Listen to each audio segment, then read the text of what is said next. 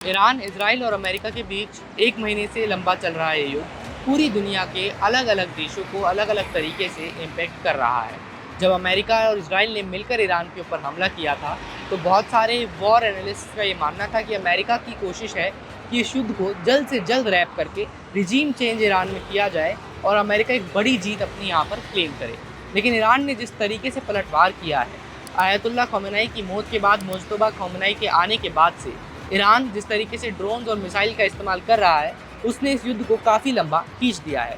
नौबत यहाँ तक आ पहुँची है कि प्रेसिडेंट डोनाल्ड ट्रंप अब सोल्जर्स को ईरान में उतारने की तैयारी कर रहे हैं।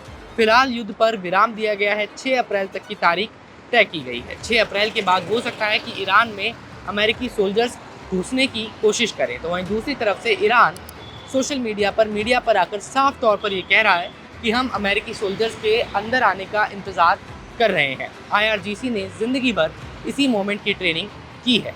तो ये युद्ध यहाँ से कहीं भी समाप्त होता हुआ नज़र नहीं आ रहा है। नैरेटिव वॉर्स भी अपनी तरफ चल रहे हैं। एक तरफ अमेरिका ये कह रहा है कि बातचीत चल रही है ईरान के साथ, तो ईरान अमेरिका के इस क्लेम को सिरे से नकार रहा है, झूठा बता रहा है। लेकिन इस सारे कॉन्फ्लिक्ट के बीच में क्रूड ऑयल की कीमतें जिस तरीके से बढ़ी हैं, उसने दुनिया भर के अलग अलग देशों को परेशान किया है। सबसे पहले तो जो ग्लोबली क्रूड ऑयल की कीमत बढ़ी है, युद्ध शुरू होने से पहले $70 पर बैरल क्रूड ऑयल बिका करता था, लेकिन युद्ध शुरू होने के बाद ये कीमत हमेशा $100 से ऊपर ही रही है। कभी कभी तो ये कीमत $130 पर बैरल तक भी पहुंच चुकी थी।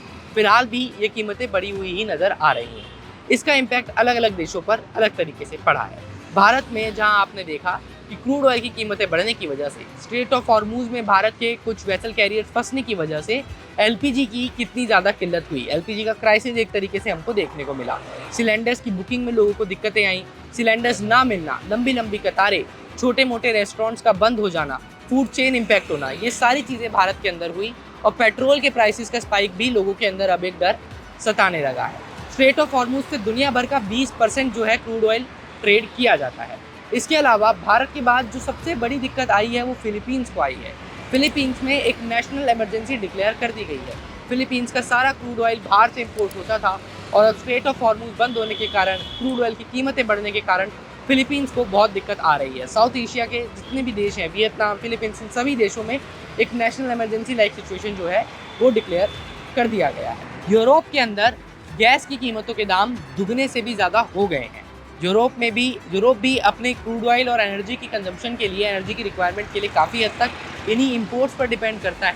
अब जब गैस के दाम वहाँ पर दुगने से ज़्यादा हो गए हैं, तो यूरोप के लोगों को भी इसकी चिंता सताने लगी है। नेटो को एक तरफ अमेरिका ने ये कहा कि नेटो के देशों को आगे आना चाहिए स्ट्रेट ऑफ हॉर्मूज को खोलने के लिए, मगर इस युद्ध में किसी ने भी सीधे तौर पर अपनी भागीदारी लेने से मना कर दिया, और जो कि लिहाजा एक सही फैसला भी है। लेकिन जहाँ एक तरफ भारत, फिलीपींस, यूरोप जैसे देशों को इस तरह की दिक्कतें आ रही हैं, तो चाइना, इसके अलावा जो बड़े बड़े देश हैं जिनके, चाइना और सऊदी और ये सारे देश जो हैं जो मेनली डिपेंड करते हैं इस तरह के इंपोर्ट के ऊपर, एक्सपोर्ट के ऊपर, उनको भी दिक्कतों का सामना करना पड़ सकता था। लेकिन चाइना को ईरान ने एक फ्रेंड नेशन डिक्लेयर किया और चाइना के जितने भी शिप थे उनको स्ट्रेट ऑफ हॉर्मूज से छोड़ने का फैसला लिया गया। भारत की भी एक डिप्लोमेटिक जीत ये रही कि भारत के भी शिप्स को स्ट्रेट ऑफ हॉर्मूज से छोड़ने का फैसला ईरान ने सुनाया। अब ये देखना है कि आने वाले दिनों में 6 अप्रैल के बाद क्या ये युद्ध रुकता है या ये एक और भीषण स्वरूप लेता है, और उस स्वरूप में भारत के अलावा बाकी के देशों को किस तरह की दिक्कतें आएंगी।